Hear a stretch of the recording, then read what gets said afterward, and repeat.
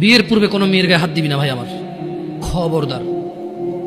বিয়ের পূর্বে কোনো মেয়ের সাথে কথা বলবি না, খবরদার। তোর যোগ্যতা নেই ওর সাথে কথা বলার। তুই কে রে? বামন হয়ে চাঁদের দিকে হাত বাড়াবি না। আমার বোনরা চাঁদ। ওয়াল্লাহি যেদিন ইসলামী শাসন আসবে, যেদিন ইমাম মেহেদী আসবে, যেদিন ঈসা আলাইহিস সালাম আবার আসবে, ওনার বন্ধের উপর যারা হাত দেবে উনি হাত কেটে ফেলবে।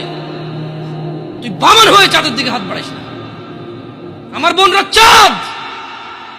ইসলাম মেয়েদেরকে চাঁদ বলেছে আর তোকে বামন বলেছে। বেটা তুই বেটা ছেঁড়া খাতা শুয়ে লাখ টাকার স্বপ্ন দেখিস, বিয়ের আগে মেয়ের গায়ে হাত দিস?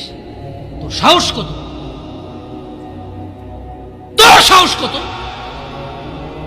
তুই জানিস না মুহাম্মদ সাল্লাল্লাহু আলাইহি সাল্লাম বলছে নেক স্ত্রী দুনিয়াতে যা আছে ওর চেয়ে বেশি উত্তম। তুই কি করে ওর গায়ে হাত দিস বিয়ের আগে? তোর সেই যোগ্যতা আছে বল? তোকে আল্লাহ জাহান্নামে ফেলবে, তোকে আল্লাহ জ্বলন্ত আগুনে নিক্ষিপ্ত করবে, তোর শরীর পচবে, তোর শরীরের গন্ধে জাহান্নামীরা থাকতে পারবে না। তোকে এত নিকৃষ্ট শাস্তি কেন? কারণ তুই এত বড় জঘন্য কাজে লিপ্ত হয়েছিস।